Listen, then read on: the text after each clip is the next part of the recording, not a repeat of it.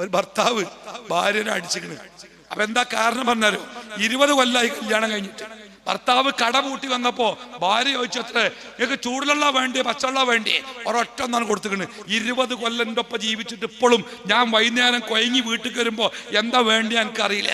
അറിയണം നിങ്ങൾ പൊന്നാർ. അപ്പൊ ചില പെണ്ണുങ്ങൾ പറയേ, നിങ്ങൾക്ക് വേണ്ടിയാന്ന് ചോദിച്ചൂടെ, നിങ്ങളെ പേരല്ലേ, ചോദിച്ചാൽ കിട്ടൂലേ, ചോദിച്ചാൽ അങ്ങനെ നിൽക്കും, എന്നിട്ട് തരാത്തീന് ഇങ്ങനെ പറയും. എന്താണ് ചോദിച്ചാല്, കൂട്ടരെ ചോദിച്ചാൽ കിട്ടാൻ പെരീക്കറിനോ? ഒരു ചായക്കടയിൽ പോയി ചോദിച്ചാൽ ഒരു ചായ ആണെന്ന് പറഞ്ഞാൽ ചായയും കടിയും കിട്ടും. ഞങ്ങൾ പെരീക്ക് വരുമ്പോഴേ ഞങ്ങൾ ആഗ്രഹം തരങ്ങൾ, ഞങ്ങളുടെ മനസ്സറിയുന്ന ഒരു വീട്ടുകാരി ആ വീട്ടിലുണ്ടാവണം. ഞങ്ങളുടെ മനസ്സറിയുന്ന ഒരു വീട്ടുകാരി ആ വീട്ടിലുണ്ടാവണം. അവര് ചോദിക്കാതെ എനിക്ക് വേണ്ടതെന്തോ അത് തരണം. അതാണ് ജീവിതം. അത് കണ്ടില്ലേ, വയസ്സാകും തോറും ചിലന്മാര് പറയേ, നമ്മളെ വാപ്പാക്ക് വേണ്ടി നമ്മൾ പേരക്കുട്ടിയെ കാരണം, അല്ലെങ്കിൽ നമ്മള് വല്ലിപ്പാക്കുമാണ്ട് എടുത്തൊടുക്കണം. ഉമ്മയുടെ വേണ്ട, നിങ്ങൾ കൊടുക്കണ്ട, അത് ഞാൻ കൊടുത്താൽ മതി, ഞാൻ കൊടുത്താലേ വാപ്പാക്ക് അത് മുഴുവനാവുള്ളൂ. ഉമ്മാന്റെ കൈയോട് കിട്ടണം അല്ലേ? എന്താ അറിയോ, നിഴലായി കൂടെ വളർന്ന ഈ ലോകത്ത് ഏറ്റവും ഒറ്റപ്പെട്ടു പോയ മനുഷ്യൻ ആരാണ് എന്ന ചോദ്യത്തിന് സാമൂഹ്യ ശാസ്ത്രത്തിന്റെ മറുപടി എന്താ? നിങ്ങള് വയസ്സായി മക്കളൊക്കെ വേറെ പോയി ഒറ്റക്ക് ജീവിക്കുന്ന വാപ്പിയമ്മ ഉണ്ടാവും. ആ കൂട്ടത്തില് ഉമ്മ പെട്ടെന്ന് മരിച്ചു പോയാൽ ഒറ്റക്കാകുന്ന വാപ്പയുണ്ടല്ലോ, അയാളാണ് ലോകത്തിലെ ഏറ്റവും ഒറ്റപ്പെട്ട മനുഷ്യൻ. ഒരു കഥ പറഞ്ഞിട്ടുണ്ടേ. എന്താ കഥ അറിയോ? ഒരു പ്രതാപിയായ മനുഷ്യൻ, അയാൾ മുമ്പ് പട്ടാളക്കാരനായിരുന്നു. ആ ഗൗരവം ജീവിതത്തിൽ മുഴുവനുണ്ട്. ഒരാളോടും കൈ നീട്ടിയിട്ടില്ല, ഒരാളോടും യാചിച്ചിട്ടില്ല. കട്ടക്ക് ജീവിച്ച ആളാ. അയാൾക്കൊരു ഭാര്യ ഉണ്ട്, നിഴലായി കൂടെ ഭർത്താവിന്റെ മനസ്സറിയുന്ന ഭാര്യ. ആ ഭാര്യ മരിച്ചു. ഇയാളാകെ സങ്കടത്തിലായി. ശവമടക്കമൊക്കെ കഴിഞ്ഞു. രാത്രി അയാൾ കിടക്കാൻ നേരത്ത് വീട്ടിൽ മകനുണ്ട്, മരുമകളുണ്ട്, പേരക്കുട്ടികളുണ്ട്. ഇയാൾ കിടക്കേക്കൽ ശീലമുണ്ട്. രാത്രി കിടക്കുമ്പോ ഇത്തിരി വെള്ളം കുടിക്കണം, തണുത്ത വെള്ളം. അതുകൊണ്ട് തന്നെ മേശപ്പുറത്തൊരു കൂജയുണ്ട്. ആ കൂജയിൽ വെള്ളം ഉണ്ടാകും. അതിൻ്റെ അടുത്ത് അടച്ചു വെച്ച ഒരു ഗ്ലാസ്സും ഉണ്ടാവും. ഇയാള് പതിവ് പോലെ വെള്ളം കുടിക്കാൻ നോക്കുമ്പോ ഗ്ലാസ് ഇല്ല. അയാൾക്ക് മനസ്സിലായി എന്റെ ഭാര്യ മരിച്ചിട്ടുണ്ട്. അയാള് ആ കൂജയിലെ വെള്ളം വായിലേക്ക് ഒഴിച്ച് തീർത്ത് അത് അടച്ചു വെച്ച് കിടന്നു. അയാൾക്ക് മറ്റൊരു ചര്യ കൂടിയുണ്ട്. രാത്രി പാതിരാത്രിക്കൊന്ന് എണീക്കും, എന്നിട്ടൊന്ന് മൂത്രമൊഴിച്ചാൽ പിന്നെ ഇത്തിരി വെള്ളം കുടിക്കണം. അയാള് വെള്ളം കുടിക്കാൻ വേണ്ടി ആ കൂജ വായിലേക്ക് കമഴ്ത്തിയപ്പോ അയാൾക്ക് വീണ്ടും മനസ്സിലായി എന്റെ ഭാര്യ മരിച്ചിട്ടുണ്ട്, കൂജയിൽ വെള്ളമല്ല. അയാള് തപ്പിപ്പോയി. അയാൾക്ക് അടുക്കളയ്ക്ക് എങ്ങനെ പോകേണ്ടി അറിയില്ല. കാരണം ജീവിതത്തിൽ അടുക്കളയിൽ പോയിട്ട് അയാൾ വെള്ളെടുത്തിട്ടില്ല. അയാളെ ഭാര്യ ഒരു നിഴലായി കൂടെ. അവസാനം മകനും മരുമകളും കിടക്കുന്ന വാതിലിന് അയാൾ കുറേ കൊട്ടിയപ്പോ മരുമകള് ഉറക്കച്ചടവോടെ വെറുപ്പിന്റെ മുഖത്തോടെ എണിയേറ്റ് മുടിയൊക്കെ വാരിക്കെട്ടിയിട്ട് ഇയാളുടെ മുഖത്തേക്ക് നോക്കി ചോദിച്ചു, ഈ പാതിരാത്രിയിൽ ഇപ്പൊ എന്താ വേണ്ടത്? അയാൾ ഒന്നും മിണ്ടിയില്ല. ആ കൂജ അങ്ങനെ തന്നെ തിരിച്ചു കൊണ്ടുപോയി ആ മേശപ്പുറത്ത് വെച്ചു.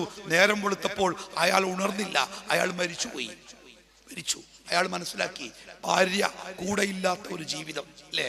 അതെ, ഒരു മനുഷ്യന്റെ ജീവിതത്തിന്റെ നിഴലായി ഭാര്യയും ഭർത്താവും അങ്ങോട്ടും ഇങ്ങോട്ടും. ഭർത്താവും അതുപോലെ. ഒരു സ്ത്രീ എന്ന് പറഞ്ഞാൽ വാർദ്ധക്യത്തിലേക്ക് വരുമ്പോ കൂടുതൽ അവശയാകും. ആ സ്ത്രീ ഒറ്റപ്പെട്ടു പോകാതിരിക്കാൻ അവളെ ചേർത്ത് പിടിക്കേണ്ടത് ഭർത്താവിന്റെ ചുമതലയാണ്. മക്കൾക്ക് വേണ്ടി, മരുമക്കൾക്ക് വേണ്ടി സ്വന്തം ഭാര്യമാരെ വീട്ടിലിട്ട് വഴക്കു പറഞ്ഞ് മുഖത്ത് നോക്കി ചീത്ത പറയുന്ന ചില ഭർത്താക്കന്മാരെ കാണാറുണ്ട്. പ്രിയപ്പെട്ടവരെ, നിങ്ങൾ തമ്മിൽ, ഭാര്യയും ഭർത്താവും തമ്മിലുള്ള ആ ബന്ധമുണ്ടല്ലോ, അതാണ് ജീവിതത്തിന്റെ ബന്ധം. കോഴിക്കോട് ഒരു സ്വകാര്യ ആശുപത്രിയിൽ ICUവിൽ കിടക്കുന്ന ഒരു 75-കാരനെ കാണാൻ ചെന്നപ്പോ എന്റെ കയ്യിൽ ഇങ്ങനെ പിടിച്ചിട്ട് മൂപ്പര് പറഞ്ഞേ, ഓളെ ഒന്ന് കൊണ്ടുവരുമോ. ആരാണ് ഈ ഓള് എന്നറിയോ? അയാളെ ഭാര്യ 10 കൊല്ലായി കിടപ്പില, അനങ്ങൂല, ഒരൊറ്റ കിടപ്പില. മുഖത്തേക്ക് ഇങ്ങനെ നോക്കിയാല് കണ്ണിന്ന് കണ്ണീരിങ്ങനെ വരും. അതല്ലാതെ ജീവിതത്തിന്റെ ഒരടയാളമല്ല. ആ ഒരൊറ്റ കിടപ്പ, കയ്യോ കാലോ ഒന്നും അനങ്ങൂല. 10 കൊല്ലായി. ഈ 75-കാരൻ ചോദിച്ചതേ, ഈ 10 കൊല്ലായി കിടക്കുന്ന തന്റെ ഭാര്യയെ ആശുപത്രിക്ക് ഒന്ന് കൊണ്ടുവരോ, ഒന്ന് കാണാൻ. ഞാൻ അയാളോട് പറഞ്ഞു, ബുദ്ധിമുട്ടല്ലേ, എങ്ങനെയാ കൊണ്ടുവരിക? വണ്ടി കയറ്റാൻ തന്നെ പ്രയാസം, കുറെ ദൂരം ഓടണ്ടേ, ഇവിടെ ഡോക്ടറും നഴ്സുമാരും ഒക്കെ അല്ലേ, അത് പോരെ. എന്റെ കയ്യിലെ പിടി ഒന്നുകൂടി മുറുക്കിയിട്ട് അയാൾ പറഞ്ഞത്, അവളെ ഒന്ന് കണ്ടാൽ തീരാവുന്ന പ്രയാസമേ എനിക്കുള്ളൂ. അയാളുടെ കണ്ണുകൾ നിറഞ്ഞിരുന്നു അല്ലേ? പ്രിയപ്പെട്ടവരെ, ആ സ്നേഹം, ഭാര്യ ഭർത്താക്കന്മാർ തമ്മിലുള്ള സ്നേഹം, അതില് ഒരു മക്കൾക്കും ഒരു ബന്ധത്തിനും ആ സ്നേഹത്തെ ഇളക്കാൻ പറ്റരുത്. അതിങ്ങനെ കട്ടക്ക് കട്ടി. ആരെങ്കിലൊക്കെ വരുമ്പോത്തിന് ബാപ്പമ്മാനെ അവഗണിക്കുക. ബാപ്പി ഇമ്മയും കിടക്കുന്ന റൂമുണ്ടല്ലോ പെരയില്, പൊന്നാര മക്കളെ, ചില മക്കളൊക്കെ ഒരു പെരയ്ക്ക് വിരുന്നെന്നാലേ ഓർക്ക് ഈ ബാപ്പാനെ നിങ്ങൾ അപ്പുറത്ത് കടന്നോളിമ്പാ, ഞങ്ങൾ ഇവിടെ കിടക്കട്ടോ, ഇവിടെ ഫാനുള്ളു, ഇവിടെ വെളിച്ചല്, നിങ്ങൾ അങ്ങോട്ട് കടന്നോളി. എന്താ ഓൾക്ക് ഫാനും വെളിച്ചൊന്നും പറ്റൂലേ? ബാപ്പിമ്മയും അവരുടെ റൂം ആ രാജ്യത്തിന്റെ തലസ്ഥാന, അതിൽ അവരെന്നെ പാർക്കണം. അതൊക്കെ അതിന്റെ ഗാംഭീര്യത്തിന്റെ അടയാളാണ് കേട്ടോ. ഞാൻ തിരിച്ചു വരട്ടെ എന്റെ വിഷയത്തിലേക്ക്. ഇബ്രാഹിം നബിയെ മകനെ അറുക്കാൻ അനുവാദം ചോദിക്കുക. ആ മകൻ ബാപ്പയോട് പറഞ്ഞേ അറുക്കാം, ബാപ്പ ചെയ്തോളൂ. ഈ മകൻ ബാപ്പാക്ക് വേണ്ടി ക്ഷമിക്കും. ബാപ്പ അള്ളാഹുവിന്റെ അടുക്കൽ കുറ്റവാളിയാവാതിരിക്കാൻ ഈ മകൻ ബാപ്പാക്ക് വേണ്ടി എത്രയും ക്ഷമിക്കും. ബാപ്പ അറുത്തോളൂ, ഈ മകൻ കിടന്നു തരും അല്ലേ? എന്നിട്ട് ആ മോൻ പറഞ്ഞ 3 കാര്യമുണ്ട്, കേൾക്കണം കേട്ടോ. അതുകൂടി പറഞ്ഞ് ഞാൻ എന്റെ സംസാരം അവസാനിപ്പിക്കാം. എന്താണ് മോൻ പറഞ്ഞറിയോ? ബാപ്പ, എന്നെ അറുക്കും മുമ്പേ എന്റെ കൈകാലുകളൊക്കെ വള്ളി കൊണ്ടൊന്ന് കെട്ടിക്കളണ്ടിട്ടോ. എന്തിനാ മോനെ? ഒന്നുമില്ലപ്പാ, ഞാൻ എത്ര കടിച്ചു പിടിച്ചാലും കഴുത്തിൽ കത്തി വെക്കുമ്പോ ബാപ്പ ചിലപ്പോ പെടഞ്ഞെണീക്കും, ചാടി എണീക്കും, ഞാൻ ഓടും, നിങ്ങളെ തള്ളിയിടും, കൈപിടിക്കും, നിങ്ങൾക്ക് എന്നെ അറുക്കാൻ കഴിയില്ല. അങ്ങനെ ആവുമ്പോള് പടച്ചോന്റെ ബാപ്പ ജയിക്കൂല. എന്റെ ബാപ്പ ജയിക്കാൻ അനങ്ങാൻ കഴിയാത്ത വിധം എന്നെ പിടിച്ച് കെട്ടിക്കൊള്ളിട്ടോ. രണ്ടാമത്തെ എന്താ മോൻ പറഞ്ഞറിയോ? ബാപ്പ, എന്നെ കമിഴ്ത്തി കിടത്തിട്ടോ അറക്കുമ്പോ എന്റെ മുഖം കാണാത്ത വിധം എന്നെ കമിഴ്ത്തി കിടത്തി അറക്കണം കേട്ടോ. എന്താ അറിയോ ബാപ്പ, ഞാനും നിങ്ങളും എത്രയൊക്കെ ക്ഷമിച്ചാലും നമ്മുടെ കണ്ണുകൾ പരസ്പരം കൂട്ടിമുട്ടുമ്പോൾ, എന്റെ കഴുത്തിൽ കത്തിയമരുമ്പോൾ എന്റെ കണ്ണിൽ നിന്ന് വീഴുന്ന കണ്ണുനീർ തുള്ളികൾ ബാപ്പ നിങ്ങൾക്ക് താങ്ങാൻ കഴിയില്ല. കൈ വറക്കും, കത്തിതായ വീഴും, ബാപ്പാക്ക് എന്നെ അറക്കാൻ കഴിയില്ല. അതുകൊണ്ട് എന്റെ മുഖം ബാപ്പ കാണണ്ട, എന്റെ മുഖം കാണണ്ട. എന്റെ മുഖം കാണാതിരിക്കാൻ എന്നെ കമിഴ്ത്തി കിടത്തി അറക്കണം കേട്ടോ.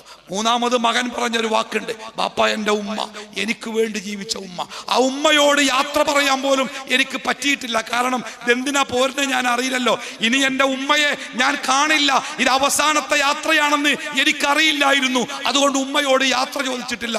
അതുകൊണ്ട് എന്റെ ഉമ്മയോട് എന്റെ സലാം പറയണം, എന്റെ ഉമ്മയോട് എന്റെ സലാം പറയണം. ഈ കുപ്പായമുണ്ടല്ലോ, എന്റെ ഉമ്മാക്ക് വലിയ ഇഷ്ടമാണ്. എന്റെ ഉമ്മ കഷ്ടപ്പെട്ട് തുന്നിയ കുപ്പായ ഉമ്മാക്ക് വലിയ ഇഷ്ടമാണ് ഞാൻ അത് ഇടുന്നത്. അതുകൊണ്ട് ഈ കുപ്പായം എന്റെ ഉമ്മാക്ക് തിരിച്ചു കൊടുക്കണം. തിരിച്ചു കൊടുക്കും മുമ്പ് എന്റെ കുപ്പായത്തിൽ ചോരത്തുള്ളികളാവാതിരിക്കാൻ ബാപ്പ ശ്രദ്ധിക്കണം. അത് അഴിച്ചിട്ട് ദൂരെ വെക്കണം.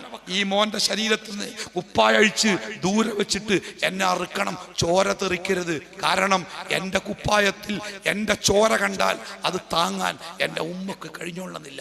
പൊന്നാരക്കൂട്ടരെ, ഇതാണ് ആ കുടുംബത്തിന് അള്ള കൊടുത്ത ബർക്കത്ത്. എന്താ അറിയോ? കുടുംബത്തിലെ ഓരോരുത്തരും സ്വർഗത്തിന്റെ അവകാശികളാവാൻ, നരകത്തിലാവാതിരിക്കാൻ ആ കുടുംബത്തിലുള്ള ഓരോ അംഗങ്ങളും പരസ്പരം അവരനുഭവിക്കുന്ന ത്യാഗം, കടപ്പാട്. നമ്മളമ്മ ഇരിക്കണന്മാരെ 4-5 മീറ്റർ വലിപ്പമുള്ള പർദ്ദയും അതിന്റെ മേലെ ഒരു ഷാളും പിന്നെ ഒരു സലഫി മഫ്ത കെട്ടുകാണ്ട് 40 വയസ്സുള്ള അമ്മ, അങ്ങനെ ഉമ്മാന്റെ ഒപ്പം പോണ 15 വയസ്സുള്ള മോളുണ്ടല്ലോ. എന്റെ കഥ പറയണ്ട, പാൻറ് ഇട്ടുക്കണോ ഇല്ലെന്ന് അറിയില്ല. കാരണം ആ തൊലിയുടെ ആ നിറമുള്ള ശരീരത്തോട് പറ്റിച്ചേർന്ന് നിൽക്കുന്ന ഡ്രസ്സല്ലേ. ചുരിദാറൊക്കെ അങ്ങോട്ട് കീറിയിട്ട് കീറി കൈത്തോക്ക് വരെ കീറിയിട്ടുണ്ട്. കാറ്റടിച്ചാൽ ഒന്നങ്ങോട്ടും ഒന്നിങ്ങോട്ടും. ചില പെൺകുട്ടികളൊക്കെ ബസ്സിന്റെ മുമ്പ് കയറി നിൽക്കുമ്പോ പിന്നിൽ നിൽക്കുന്നവന്റെ കണ്ണ് ചിമ്പല്ലാതെ വേറെ നിവൃത്തി ഉണ്ടാവൂല. ആരാ വാങ്ങിക്കൊടുത്ത നിങ്ങള്? ഈ ഉമ്മ വാങ്ങിക്കൊടുത്തതാ. ഏത് ഉമ്മ നിങ്ങള്? 4 മീറ്റർ തുണി കൊണ്ട് പർദ്ദയും പിന്നെ 5 മീറ്ററിന്റെ മഫ്തീറിന്റെ അമ്മ വാങ്ങിക്കൊടുത്ത്. എന്നാ വാങ്ങിയതറിയോ? കഴിഞ്ഞ റമളാനിന് ചെറിയനാളിന്റെ മുമ്പ് അവസാനത്തെ 10 ഈത്തിക്കാഫിരിക്കേണ്ട നേരത്ത് കോഴിക്കോട്ടെ തുണിക്കടയില് തെരഞ്ഞ് ഉമ്മ വാങ്ങിയതാ മകളുടെ ഡ്രസ്സ്. എന്ത് ഡ്രസ്സ്? ശരീരം മുഴുവൻ കാണുന്ന ഡ്രസ്സ്. മാത്രല്ല എന്റെ കുട്ടി ഇങ്ങനെ ഡ്രസ്സൊക്കെ ഇട്ട് ഇങ്ങനെ പോകുമ്പോ ആൾക്കാർ ഇങ്ങനെ നോക്കണം. കൂട്ടരങ്ങക്കറിയോ റസൂലുള്ളാഹി എന്താ പറഞ്ഞതെന്ന്? ഒരന്യ പെണ്ണിനെ നോക്കി ഒരു പുരുഷൻ വൃത്തികെട്ട രൂപത്തിൽ നോക്കിയാൽ അത് കണ്ണിന്റെ വ്യഭിചാരമാണ് എന്ന് പഠിപ്പിച്ച റസൂൽ തന്നെ പറഞ്ഞേ. ഒരന്യ പെണ്ണ്, ആണുങ്ങൾ എന്നെ നോക്കി സുഖിക്കട്ടെ, എന്നെ നോക്കി രസിക്കട്ടെ എന്ന രൂപത്തിൽ ഒരു പെണ്ണ് അങ്ങനത്തെ വസ്ത്രം ധരിച്ച് ഒരാണിന്റെ കണ്ണിനെ ആകർഷിക്കാൻ വേണ്ടി ഇറങ്ങിയാൽ അവൾ വ്യഭിചാരിണിയാണ് എന്ന് പഠിപ്പിച്ചത് അള്ളാഹുവിന്റെ റസൂല. നമ്മുടെ പൊന്നാര പെൺമക്കളെ, നമ്മൾ മനസ്സുകൊണ്ട് സ്നേഹിക്കുന്ന നമ്മുടെ പെൺമക്കളെ ഒരു വ്യഭിചാരിണിയാക്കി മാറ്റാൻ എൻ്റെ പ്രിയപ്പെട്ട മാതാപിതാക്കളെ നമ്മൾ ഒരുങ്ങുന്നുണ്ടെങ്കിൽ നമ്മുടെ കുടുംബത്തോട് നമുക്കുണ്ടെന്ന് പറയുന്ന സ്നേഹത്തിന്റെ അർത്ഥം എന്താ? സുബൈക്ക് നിസ്കരിക്കാൻ ഈ ബാപ്പമാർ ഇറങ്ങിപ്പോരുമ്പോ നമ്മുടെ മക്കള് അവരുടെ ബെഡ്റൂമിൽ കൂർക്കം വലിച്ചുറങ്ങുമ്പോ എടാ മോനെ നിസ്കരിക്കാൻ പോര്, നമുക്ക് നിസ്കരിച്ചു വരിക എന്ന് പറയാൻ പ്രിയപ്പെട്ട ബാപ്പമാരെ നിങ്ങൾക്ക് പറ്റുന്നില്ലെങ്കിൽ ആ മക്കളോട് നിങ്ങൾക്കുള്ള സ്നേഹത്തിന്റെ അർത്ഥം എന്താ? അവസാനിപ്പിക്കട്ടെ. കുടുംബത്തോടുള്ള സ്നേഹം എന്ന് പറഞ്ഞാലേ ആ കുടുംബത്തെ സ്വർഗത്തിലെത്തിക്കുക എന്നതാണ്. അതിനുവേണ്ടി നമ്മുടെ കർമ്മങ്ങൾ, അമലുകൾ എല്ലാത്തിലും നമ്മുടെ കുടുംബത്തെ ചേർത്ത് പിടിക്കുക, എല്ലാത്തിലും കുടുംബത്തെ ചേർത്ത് പിടിക്കുക. നമ്മുടെ കുടുംബങ്ങളിൽ ഇസ്ലാമിന് വിരുദ്ധമായതൊന്നും നടക്കാതിരിക്കുക, നടത്താതിരിക്കുക, അനുവദിക്കാതിരിക്കുക. നമ്മുടെ മക്കളൊക്കെ ചോദിക്കും, പെൺകുട്ടികള് ഡിഗ്രിക്കും PGക്കൊക്കെ പഠിക്കുന്ന കുട്ടികളെ, ഉമ്മ ഇന്ന് എൻ്റെ കൂട്ടുകാരൻ്റെ കല്യാണം ഉണ്ട്, തൃശ്ശൂരാണ്, ഞങ്ങൾ എല്ലാവരും ഇന്ന് തന്നെ വരുന്നുണ്ട്, ഇന്ന് രാത്രി കൂടും, നാളെ കല്യാണം കഴിഞ്ഞാൽ വരിക. നിങ്ങളറിയോ ഈ കല്യാണ വീടുകളിലൊക്കെ തലേ രാത്രിയിൽ നടക്കുന്ന വേണ്ടാത്തരങ്ങളും വൃത്തികേടുകളും നിങ്ങൾ കണ്ടിട്ടുണ്ടോ? പലപ്പോഴും നമ്മുടെ കണ്ണിൽ നിന്നും മറഞ്ഞ് ദൂരേക്ക് പോകുന്ന മക്കള് അവരെത്തിപ്പെടുന്ന അപകടത്തിന്റെ അവസ്ഥകളെ കുറിച്ച് നിങ്ങൾക്ക് ബോധമുണ്ടോ? ശരീരത്തിൽ ഒരു കൊതുക് കുത്തുന്നത് പോലും ഇഷ്ടപ്പെടാതെ നമ്മൾ പോറ്റി വളർത്തിയ നമ്മുടെ മക്കള് കഞ്ചാവിന്റെ പുകയിലിരിക്കുന്നവന്റെ മടിയിൽ തലവെച്ച് കിടക്കുന്ന ദുരന്ത ചിത്രങ്ങൾക്ക് സാക്ഷിയാവാൻ നിങ്ങൾ തയ്യാറുണ്ടോ? നോ പറയേണ്ടിടത്തെ നോ പറയണം. എന്താ പറയുക, എൻ്റെ നാട്ടുകാരൻ മജീഷ്യൻ മുതുകാട്, നിങ്ങൾ കേട്ടിട്ടുണ്ടാവും അല്ലേ? ഞങ്ങളുടെ അഭിമാനമാണ് മുതുകാട്. അദ്ദേഹം ഒരിക്കൽ ക്ലാസ് എടുക്കുമ്പോൾ ചോദിക്കുന്നുണ്ട് സദസ്യരോടെ, ഈ വണ്ടിക്ക് എന്തിനാ സൈഡിൽ ഗ്ലാസ്? എന്തിനാ ഗ്ലാസ്? ഡ്രൈവർക്ക് കാണാത്ത ഭാഗങ്ങൾ കാണാനാണല്ലേ. പിന്നെ ചോദിച്ചാൽ എന്താ അറിയോ, എന്തിനാ സ്റ്റെയറിംഗ് എന്നാ? തിരിക്കാനാണ്. പിന്നെ ചോദിച്ചോ എന്താ അറിയോ, എന്തിനാണ് വണ്ടിക്ക് ബ്രേക്ക്? എന്തിനാ വണ്ടിക്ക് ബ്രേക്ക്? അവ സദസ്സിന് ആരോ പറഞ്ഞു വണ്ടി നിർത്താനാണ്, വേറെ ആരോ പറഞ്ഞു വണ്ടിന്റെ വേഗത കുറക്കാനാണ്. അദ്ദേഹം പറഞ്ഞു ഈ രണ്ടുത്തരവും ശരിയല്ല. ബ്രേക്ക് വണ്ടി വേഗത്തിൽ ഓടിക്കാനാ. ഒരു 100 കിലോമീറ്റർ വേഗതയിൽ ഞാൻ ഈ റോട്ടിൽ കൂടെ വണ്ടി ഓടിക്കുമ്പോ നിങ്ങൾ ചോദിക്കുക ഇതെന്ത് വേഗത ഉസ്താദേ? അപ്പൊ ഞാൻ പറയും എന്റെ വണ്ടിന്റെ ബ്രേക്ക് കണ്ടീഷനാ, ഒരു ബേജാറില്ല. ഞാൻ എൻ്റെ വണ്ടി പതുക്കെ ഇങ്ങനെ പോവുക. എന്താ വണ്ടി ഇങ്ങനെ എഴിഞ്ഞു പോണേ? ഒന്നുമില്ല, ബ്രേക്കില്ല. അപ്പൊ എന്തിനാ ബ്രേക്ക്? വണ്ടി സ്പീഡിൽ ഓടിക്കാനാ. നമ്മുടെ കുട്ടികളുടെ ജീവിതത്തിലെ ഇടക്കിടക്ക് ബ്രേക്ക് വേണം. ഡ്രൈവിംഗ് സ്കൂളുകാരെ ഡ്രൈവിംഗ് എടുക്കുമ്പോഴേ ഓടിപ്പടിക്കുന്നവന്റെ മുമ്പിൽ മാത്രമല്ല, പഠിപ്പിക്കുന്ന ആശാന്റെ കാലിൻ്റെ ഓട്ടിൽ ഒരു ബ്രേക്ക് ഉണ്ടാവും. ഓ മറന്നാ ഞമ്മക്ക് ചവിട്ടാനാ. നമ്മുടെ മക്കളുടെ ജീവിതത്തിൽ നമ്മൾ ബ്രേക്കുകളാവണം. വേണ്ടാത്തിടത്ത് വേണ്ടാന്ന് പറയാൻ, നോ പറയേണ്ടിടത്ത് നോ പറയാൻ, അരുതെന്ന് പറയേണ്ടിടത്ത് അരുതെന്ന് പറയാൻ, തെറ്റാണെന്ന് പറയേണ്ടിടത്ത് തെറ്റാണെന്ന് പറയാനുള്ള ആർജവം മാതാപിതാക്കളെ നമുക്ക് കൂടി നഷ്ടപ്പെട്ടാൽ പിന്നെ ഈ ലോകത്ത് നമ്മുടെ മക്കളെ നിയന്ത്രിക്കാൻ ആരുമില്ല. നമ്മൾ മാതാപിതാക്കൾ കൂടി നമ്മുടെ മക്കളെ ഒഴിവാക്കിയാലേ പിന്നെ നമ്മുടെ മക്കളെ ശ്രദ്ധിക്കാൻ ഈ ലോകത്ത് ആരുമില്ലട്ടോ. ലോകം അങ്ങനെയാ. അപ്പോ കുടുംബത്തോടൊപ്പം നമുക്ക് സ്വർഗത്തിൽ പോകണം. അതിന് നന്മയിൽ ദീനിൽ നമ്മൾ കുടുംബത്തെ ചേർത്ത് പിടിക്കണം. മതവിരുദ്ധമായതൊന്നും നമ്മുടെ കുടുംബങ്ങളിൽ ഉണ്ടാവാതിരിക്കാൻ നമ്മൾ ശ്രദ്ധിക്കണം. അല്ലാഹു തആല നമ്മളെ എല്ലാവരെയും അനുഗ്രഹിക്കുമാറാവട്ടെ. ഇസ്ലാമികമായ ജീവിതം നയിക്കാൻ അല്ലാഹു നമുക്കൊക്കെ കരുത്തും കഴിവും പ്രദാനം ചെയ്യുമാറാവട്ടെ. മരണപ്പെട്ടു പോയ നമ്മുടെ മാതാപിതാക്കൾക്ക് അല്ലാഹു മഗ്ഫിറത്തും മർഹമത്തും പ്രദാനം ചെയ്യട്ടെ. ജീവിച്ചിരിക്കുന്ന മാതാപിതാക്കളെ പൊന്നുപോലെ നോക്കുന്ന മക്കളാവാൻ അല്ലാഹു നമുക്ക് ഭാഗ്യം നൽകുമാറാവട്ടെ. നമ്മുടെ മക്കളൊക്കെ ജീവിക്കുന്നത് അപകടകരമായ സാഹചര്യത്തിലാണ്. നമ്മളെ സ്നേഹിക്കുന്ന, നമ്മളോട് കരുണ കാണിക്കുന്ന, നമുക്ക് താങ്ങാവുന്ന, നമുക്ക് വേണ്ടി പ്രാർത്ഥിക്കുന്ന, നമ്മളെ സ്നേഹിക്കുന്ന നല്ല മക്കളായി നമ്മുടെ മക്കളെ അല്ലാഹു വളർത്തി വലുതാക്കി തരുമാറാവട്ടെ. അല്ലാഹുവിൻ്റെ സ്വർഗത്തിൽ കുടുംബസമേതം ഒത്തുകൂടാൻ നമുക്ക് അല്ലാഹു തൗഫീക്ക് നൽകുമാറാവട്ടെ. മാരകമായ രോഗങ്ങളിൽ നിന്ന് അല്ലാഹു നമ്മളെ കാത്തുരക്ഷിക്കുമാറാവട്ടെ. സഹിക്കാൻ കഴിയാത്ത വേദനകളിൽ നിന്ന് അല്ലാഹു നമ്മളെ കാത്തുരക്ഷിക്കുമാറാവട്ടെ. തൗബ ചെയ്യാൻ പോലും സമയം കിട്ടാത്ത, പെട്ടെന്ന് പെട്ടെന്നുള്ള മരണങ്ങളിൽ നിന്ന് അള്ളാഹു നമ്മളെ കാത്തുരക്ഷിക്കുമാറാവട്ടെ.